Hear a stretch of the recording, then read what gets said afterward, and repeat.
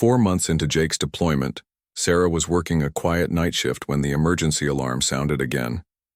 This time, it was different from the previous incidents she had handled. The call came through the secure communication system, indicating that classified personnel were involved. Sarah joined the trauma team assembling in the emergency bay, but security personnel prevented most of the regular staff from participating. Only senior medical personnel with proper clearances were allowed to remain. Sarah was surprised when she was asked to stay, apparently because of her experience with combat injuries and her security clearance level. The helicopters that arrived were different from the standard medical transports she was used to seeing. These were sleek military aircraft with minimal markings, suggesting special operations personnel. Sarah's heart began to race as she realized this could involve Jake's unit or similar special forces teams. 3 injured soldiers were brought in, all unconscious and in critical condition.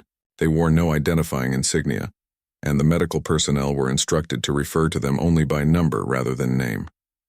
Sarah was assigned to patient 2, a soldier with multiple gunshot wounds and significant blood loss. As she began her assessment, Sarah noticed something familiar about the patient's build and the specific pattern of scars on his arms. Her hands trembled slightly as she checked his vital signs, hoping desperately that she was wrong about her suspicions. It wasn't until she was adjusting the patient's position that she saw the small tattoo on his shoulder blade, a seal trident with the initials JM underneath. Her heart stopped as she realized she was looking at Jake Morrison, unconscious and fighting for his life. Sarah forced herself to maintain professional composure, despite the emotional shock. She couldn't let personal feelings interfere with providing the best possible medical care. Jake needed her to be a nurse first and everything else second. Dr. Patterson was leading Jake's surgical team, and Sarah requested to be part of the operating room staff. Her request was unusual since she typically worked in post-operative care, but Dr. Patterson approved it without question, perhaps recognizing the importance of having experienced personnel involved in such a critical case. The surgery lasted 8 hours. Jake had sustained 2 gunshot wounds and significant internal damage from an explosion. The medical team worked methodically to repair the damage, remove shrapnel, and stabilize his condition. Sarah assisted throughout the entire procedure, maintaining focus despite the personal stakes involved. When Jake was moved to the intensive care unit, Sarah volunteered for the assignment to be his primary nurse. She knew she was the best qualified person on staff to monitor his recovery, and she also knew she couldn't bear to have anyone else responsible for his care. For the first 3 days, Jake remained unconscious. Sarah maintained constant vigilance, monitoring every aspect of his condition and watching for signs of improvement or complications. She talked to him during her assessments, hoping that somewhere beneath the unconsciousness, he could hear her voice. "You have to wake up," she whispered during one of her midnight checks. "You have letters to answer, and I have things to tell you that I should have said before you left." On the 4th day, Jake's eyelids fluttered. Sarah was adjusting his IV when she noticed the movement. She immediately began the assessment protocols for emerging consciousness, calling Dr. Patterson and monitoring Jake's neurological responses. "Jake," she said softly, "can you hear me? If you can hear me, try to squeeze my hand." The response was weak but unmistakable. Jake's fingers tightened around hers and his eyes opened slightly. He was disoriented and in considerable pain, but he was conscious and responsive. "Where am I?" he whispered, his voice hoarse from the breathing tube that had been removed the day before. "You're safe," Sarah replied. "You're in the hospital on base. You've been unconscious for 4 days, but you're going to be okay." Jake's eyes focused on her face, and she saw recognition dawn in his expression. "Sarah? Yes, it's me. You're going to be fine, but you need to rest and let your body heal." Over the next week, Jake's condition improved steadily. The physical wounds were healing well, but Sarah could see that he was struggling with other issues. He was reluctant to discuss what had happened during the mission that led to his injuries, and he seemed to be carrying a heavy emotional burden. "My team?" he asked during one of Sarah's visits. "The other 2 soldiers are recovering," she assured him. "They're in stable condition." Jake nodded, but Sarah could see relief mixed with something else in his expression. She had worked with enough combat veterans to recognize the signs of survivor guilt and post-traumatic stress. As Jake's physical recovery progressed, Sarah found herself in a delicate position. Their relationship had evolved beyond the professional boundaries that typically governed nurse-patient interactions. But Jake's emotional state required careful handling. One evening, when the ICU was quiet and Jake was having trouble sleeping, Sarah sat with him during her break. They didn't talk much, but her presence seemed to provide comfort that the pain medications couldn't offer. "I kept thinking about you," Jake said quietly. During the mission, when, 2 weeks after the explosion, Sarah was working her regular shift in the general ward when the hospital received another emergency call. This time, it wasn't a mass casualty event, but a single soldier with severe injuries from a training accident. The patient was unconscious and in critical condition when he arrived, requiring immediate surgery for internal bleeding and a traumatic brain injury. Sarah wasn't assigned to the emergency response team that day, but she found herself drawn to the trauma bay anyway. She recognized the signs of a complicated case, the urgent voices of the medical team, the rapid pace of activity, and the grim expressions on the faces of the doctors as they worked. Dr. Patterson emerged from the trauma room looking exhausted. The surgery had taken over 6 hours and the prognosis remained uncertain. The soldier, Private Jensen, was only 19 years old and had been at the base for less than 3 months. His family was driving from Iowa and wouldn't arrive until the next day. "He's stable for now," Dr. Patterson told the assembled medical staff. "But the next 48 hours will be critical. He'll need constant monitoring and specialized care." Sarah volunteered to take on Jensen's care during her night shifts. She had experience with traumatic brain injuries and knew that the quality of nursing care during the first few days could significantly impact long-term recovery. What she didn't expect was to find Jake Morrison sitting in the hospital waiting room when her shift began that evening. "He's not one of your men," Sarah said gently as she approached him. "You don't have to be here." Jake looked up, and Sarah could see the weariness in his eyes. "Word gets around on a base this size. 19 years old, training accident, family. Can't be here until tomorrow. No soldier should be alone at a time like this." It was a simple statement, but it revealed something fundamental about Jake's character. His sense of responsibility extended beyond his own unit to encompass all the people serving alongside him. Sarah felt a warmth in her chest that had nothing to do with professional respect and everything to do with personal admiration. "Would you like to see him?" she asked. "I'm about to do my first assessment." Jake nodded and followed Sarah to the intensive care unit. Private Jensen looked even younger lying in the hospital bed, surrounded by machines and monitors. His head was bandaged and his breathing was assisted by a ventilator. Sarah began her routine checks, explaining each procedure to Jake as she worked. "The brain swelling has started to decrease," she said, noting the readings on the intracranial pressure monitor. "That's a positive sign. His vital signs are stable, and the surgical repairs to his internal injuries appear to be holding." Jake watched Sarah work with the same focused attention she had noticed during Martinez's recovery. She moved efficiently but gently, talking to the unconscious patient as if he could hear every word. She adjusted his position to prevent pressure sores, checked his IV lines, and made detailed notes about every aspect of his condition. "Does talking to them help?" Jake asked quietly. "When they're unconscious like this?" "We think so," Sarah replied. "There's some research suggesting that patients in comas can process auditory information even when they can't respond. But even if that weren't true, it helps remind me that there's a person behind all these machines and monitors." Over the next several nights, Jake continued to visit Jensen during Sarah's shifts.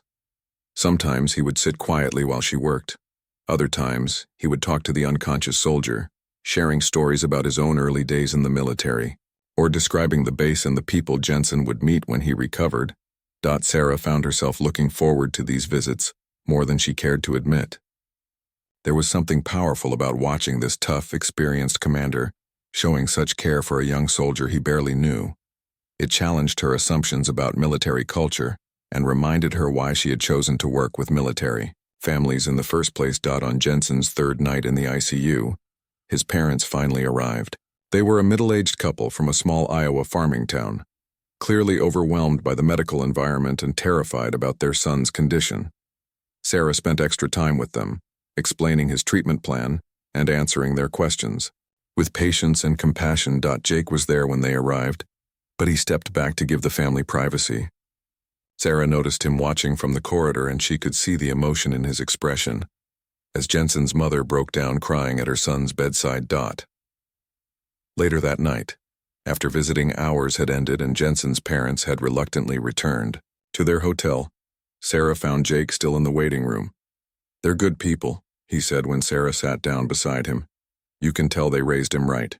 He's going to want to make them proud when he wakes up." "When, not if," Sarah observed. "When," Jake confirmed firmly. "I've seen him around the base.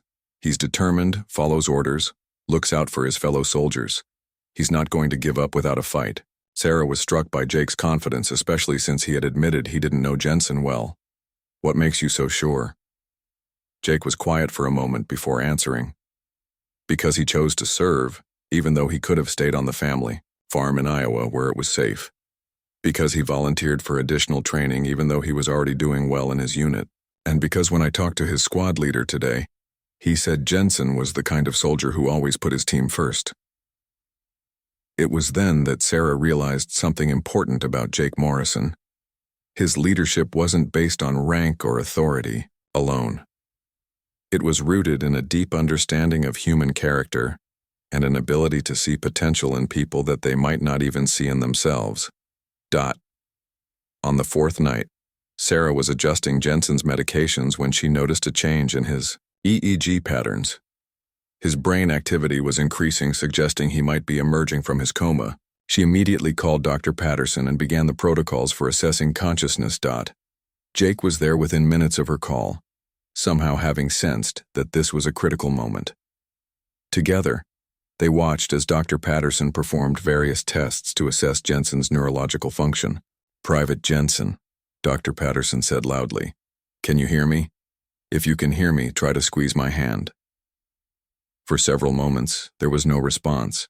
Then, almost imperceptibly, Jensen's fingers moved. Sarah felt tears spring to her eyes as she saw the first sign that the young soldier was fighting his way back to consciousness. Over the next hour, Jensen gradually became more responsive. He opened his eyes, followed simple commands, and eventually spoke his first word, a whispered "water," that brought smiles to everyone in the room. When Jensen was stable enough to have visitors, Jake stepped forward. "Welcome back, soldier," he said simply. Jensen, eyes focused on Jake's face, taking in the commander's insignia. Despite his weakness, he attempted to salute. "None of that right now," Jake said gently, pressing Jensen's hand back down to the bed. "You just focus on getting better. That's an order." Sarah watched this interaction with a feeling she was only beginning to recognize. It wasn't just professional admiration anymore. It was something deeper, something that made her want to know more about the man behind the uniform, and something that made her hope their paths would continue to cross long after Jensen and the other soldiers had recovered completely. 3 days after the explosion, Sarah found herself assigned to the intensive care unit where the most severely injured soldiers were recovering. The hospital had returned to its normal rhythm, but the events of that Tuesday morning still echoed through the corridors. Family members came and went, doctors made their rounds, and the steady beeping of monitors created a constant soundtrack of hope and vigilance. Sergeant Martinez had been moved to the ICU after complications during surgery.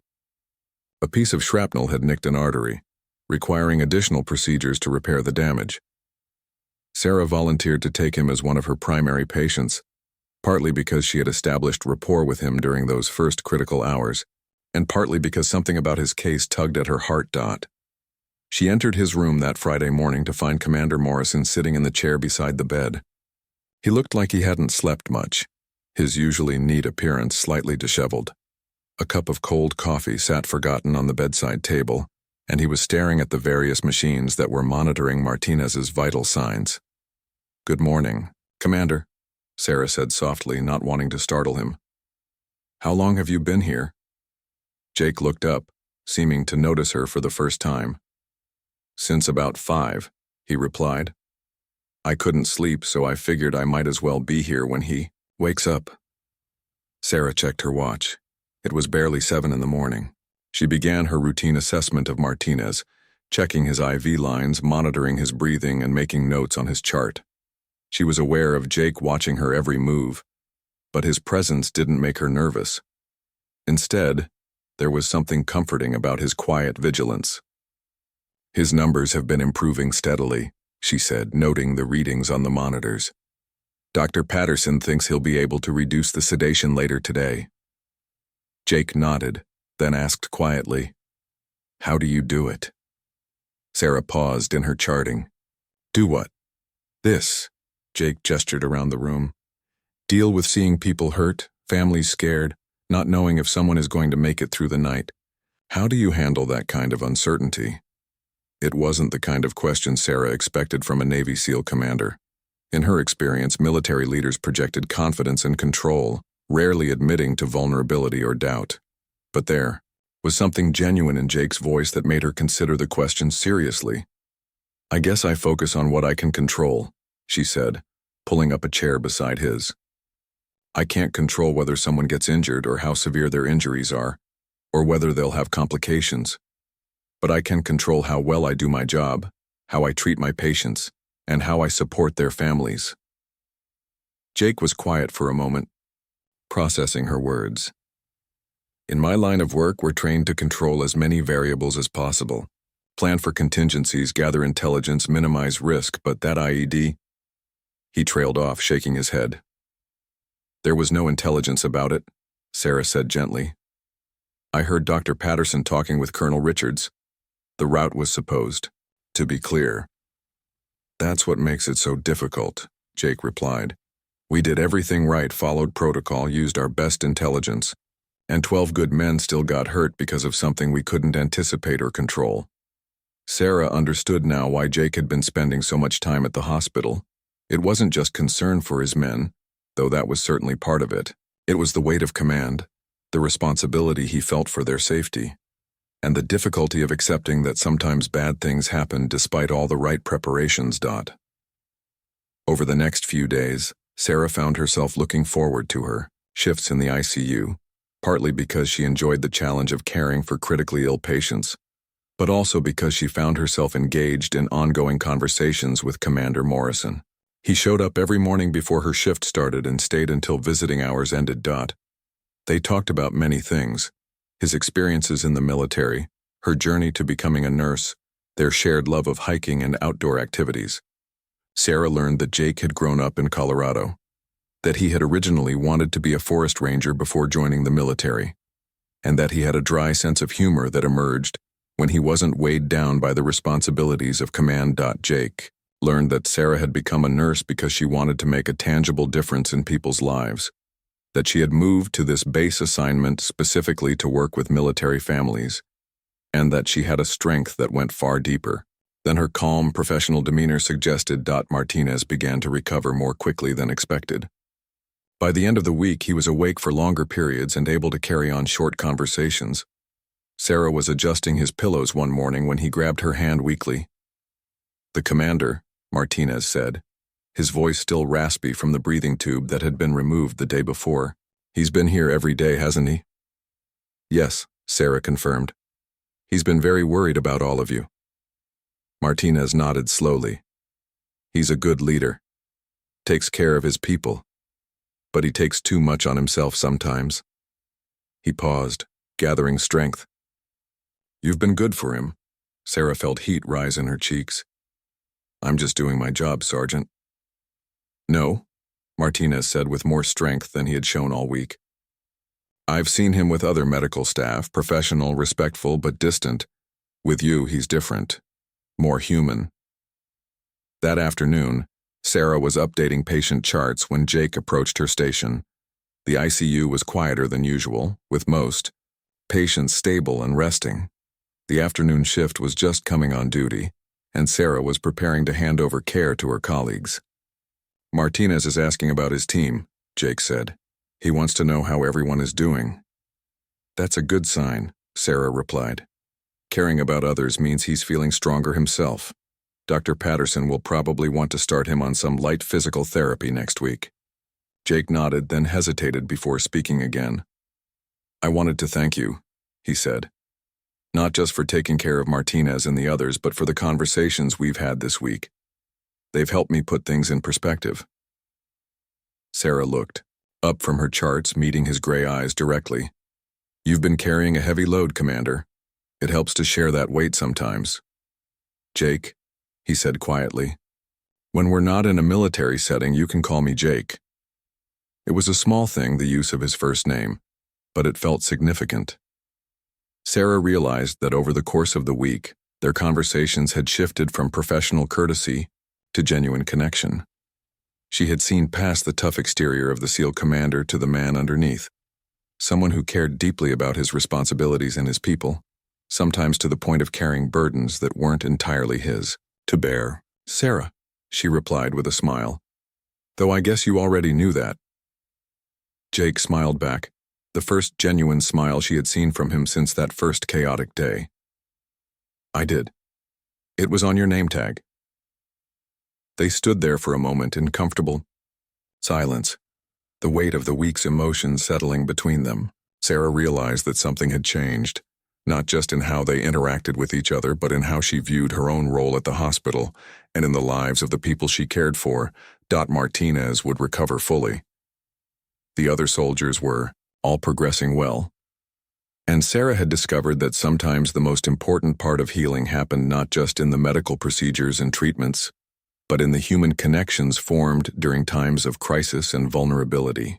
Sarah Mitchell never imagined her Tuesday morning shift at the military hospital would change everything. The 28-year-old nurse had been working at the base medical facility for 3 years, treating everything from broken bones to combat injuries. She was known for her steady hands and calm voice, but nothing could have prepared her for what was about to unfold. The alarm pierced through the quiet morning air at exactly 7:23 a.m. Sarah was checking medications when the emergency broadcast crackled through the intercom system.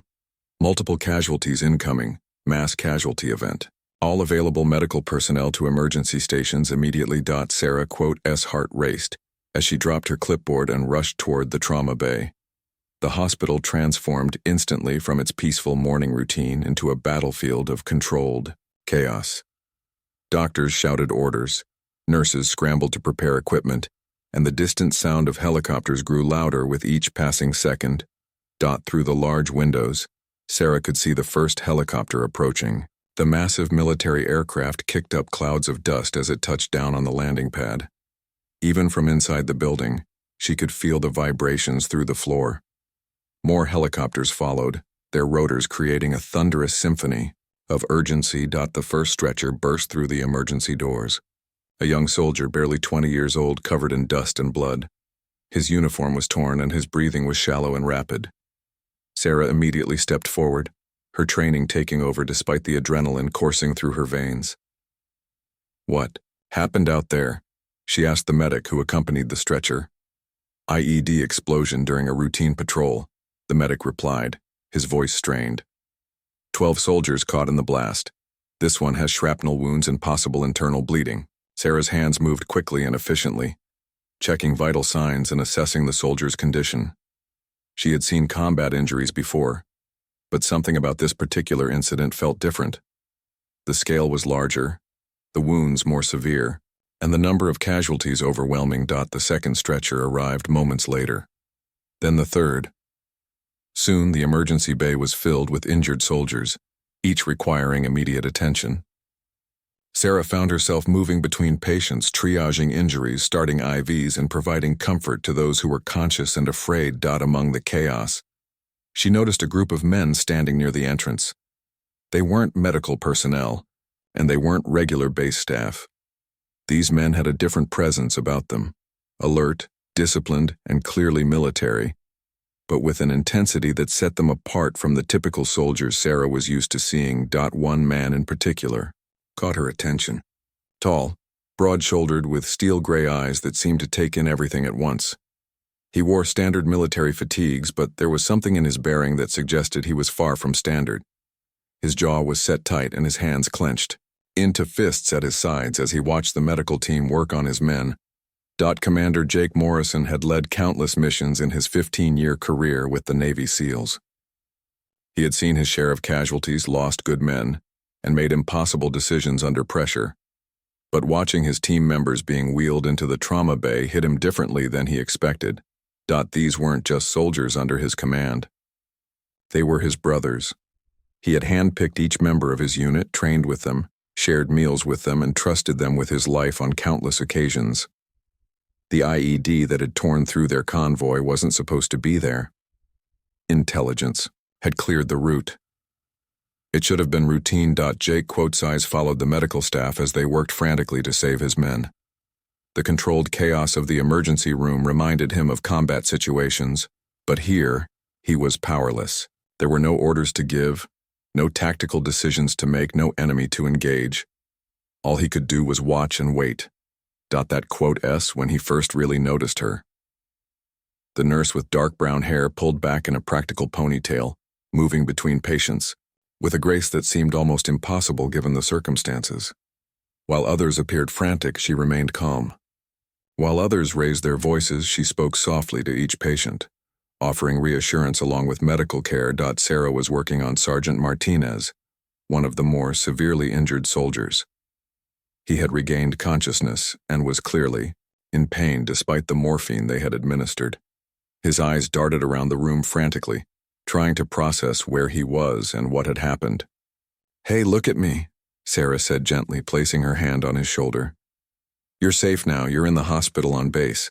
My name is Sarah, and I'm going to take care of you." Martinez's breathing began to slow slightly. "My team," he whispered. "Where's my team?" "They're here too," Sarah assured him. "The doctors are taking care of everyone. You just focus on staying with me, okay?" Jake watched this interaction from across the room, struck by the nurse's ability to provide comfort in the midst of medical procedures. He had seen field medics work under pressure, but this was different. This wasn't just medical care. It was genuine compassion delivered with professional skill. The next few hours passed in a blur of surgeries, consultations, and careful monitoring. One by one, the soldiers were stabilized and moved to recovery, rooms, or intensive care. Sarah remained involved in each case, ensuring continuity of care and providing updates to the families who began arriving throughout the day. As the immediate crisis passed, Jake found himself still in the hospital corridors. He told himself he was staying to check on his men, to be available for any updates or decisions that needed to be made. But if he was honest, he was also curious about the nurse who had handled the emergency with such skill and grace. He finally approached her as she was updating charts at the nurse's station. She looked tired but alert, her uniform showing the signs of a long and difficult shift. When she looked up and saw him approaching, her expression was professional but kind. "Commander Morrison," she said, somehow knowing his name despite never having been formally introduced. "Your men are all stable. Dr. Patterson will have more detailed updates for you shortly." Jake nodded, surprised that she knew who he was. "Thank you," he said simply, "for what you did today, for how you took care of them." Sarah smiled slightly. "It's my job," she replied. "But thank you for saying that." As Jake walked away, he found himself thinking about the nurse's words. It might have been her job, but the way she had done it was something special, something that would stay with him long after this day was over. 1 month after the IED explosion, Sarah was finishing her shift when she noticed unusual activity around the base. Military vehicles were moving with purpose, and there was an energy in the air that suggested something significant was happening. She had learned to recognize the signs of deployment preparations during her 3 years at the base. Her suspicions were confirmed when she saw Jake in the hospital corridor the next morning. He was in full combat gear, carrying his deployment bag, and had the focused expression she had come to associate with mission preparation. Her heart sank as she realized what this meant. "You're leaving," she said, not bothering to phrase it as a question. Jake nodded, setting down his bag. "Deployment came through yesterday. We're wheels up in 2 hours." Sarah felt a mix of emotions she wasn't entirely prepared for. Over the past month, Jake had become a regular presence in her daily routine. They had coffee together before her shifts, walked the base perimeter during her breaks, and spent long conversations discussing everything from military strategy to their dreams for the future. Somewhere along the way, what had started as professional respect had evolved into something much more personal. "How long?" she asked. 6 months, maybe longer depending on the mission parameters. Sarah nodded, maintaining her professional composure, despite the disappointment she felt. Military life was full of separations and deployments. She had seen it countless times with the families she worked with at the hospital, but experiencing it personally was entirely different from observing it in others. "I wanted to say goodbye," Jake continued, "and to thank you. These past few weeks getting to know you, it's meant more to me than you probably realize." Before Sarah could respond, her pager buzzed with an emergency code. She looked down at the display and saw that there was an urgent situation in the emergency department. Multiple casualties were incoming, and all available medical personnel were needed immediately. "I have to go," Sarah said, the nurse in her overriding everything else. "Emergency call?" Jake nodded, understanding the demands of her profession. "Go. Save lives. It's what you do best." Sarah started to leave, then turned back. "Jake, I know," he said softly. "Me too." The emergency turned out to be a helicopter crash during a training exercise. 3 crew members were injured, with 1 in critical condition. Sarah threw herself into the medical response, pushing thoughts of Jake's deployment to the back of her mind. There would be time to process her feelings later, but right now people needed her skills and attention. The most severely injured patient was Captain Williams, the helicopter pilot. He had suffered multiple fractures and internal injuries in the crash. Sarah was assigned to his care team and spent the next several hours assisting with surgery and post-operative monitoring. It wasn't until late afternoon that Sarah realized Jake's unit had already departed. She stood at the window of the break room, looking out at the empty landing pad where his helicopter had lifted off hours earlier. The base felt different without his presence. Quieter somehow, despite the usual level of activity. Dr. Patterson found her there 20 minutes later. "Long day," he observed, joining her at the window. "Captain Williams is stable," Sarah reported, automatically. "His vitals are good and there were no complications during surgery." "I wasn't asking about Captain Williams," Dr. Patterson said gently. "I saw Commander Morrison leave this morning. You two had become friends." Sarah appreciated that Dr. Patterson had chosen the word friends, even though she suspected he had observed enough to know that her feelings had evolved beyond friendship. "It's part of military life," she said, echoing what she had told herself dozens of times over the years. "People come and go. Deployments are temporary." "Some are," Dr. Patterson agreed. "But the connections we make with people, those can be permanent if we choose to maintain them." Over the next few days, Sarah established a new routine that didn't include morning conversations with Jake or evening walks around the base.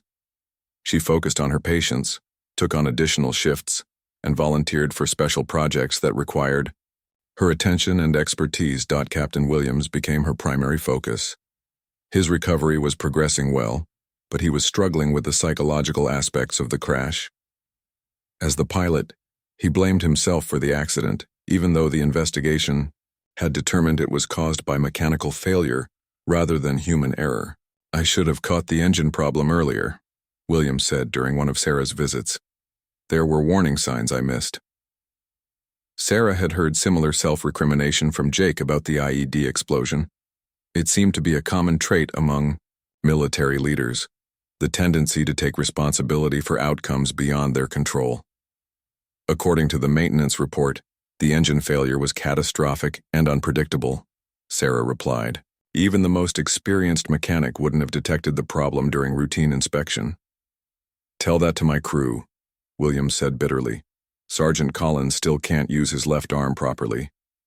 Sarah understood that Captain Williams needed to process his guilt and emotions before he could fully heal, both physically and psychologically. She spent extra time with him during her shifts, listening to his concerns and helping him work through his feelings about the accident.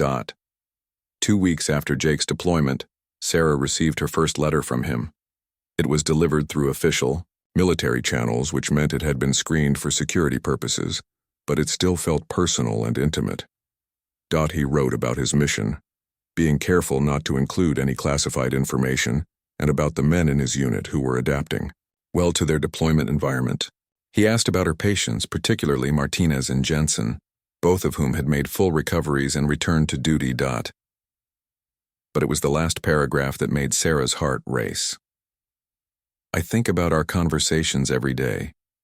You changed something in me during those weeks at the hospital, made me remember that there's more to leadership than tactics and strategy.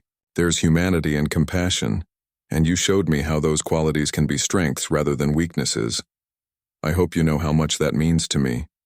Sarah read the letter 3 times before carefully folding it and placing it in her locker. She spent her lunch break composing a response, sharing updates about the hospital, her patients, and the small details of base life that she thought might interest him. She found herself looking forward to his letters and spending considerable time crafting her responses. Their correspondence became a bright point in her routine, a connection that bridged the physical distance between them.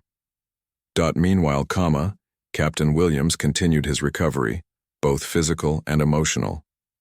With Sarah's help and support from the base, counseling services, he was learning to accept that the accident wasn't his fault, and that carrying guilt about uncontrollable circumstances wouldn't help him become a better pilot or leader. You know, Williams said one afternoon as Sarah was checking his chart, Commander Morrison was right about you. Sarah looked up, surprised. You knew Jake? We worked together on several training exercises before his deployment. He mentioned that there was a nurse at the hospital who had taught him important things about leadership and taking care of people. William smiled. I'm guessing that nurse was you. Sarah felt warmth spread through her chest. Even while preparing for deployment, Jake had been thinking about their conversations and the time they had spent together. It gave her hope that their connection was as meaningful to him as it had become to her. That evening, Sarah wrote another letter to Jake, sharing Williams' comment and expressing her own feelings more directly than she had in previous correspondence. As she sealed the envelope, she realized that she was no longer just waiting for Jake to return from deployment. She was actively building a relationship with him, one letter at a time, across whatever distance separated them.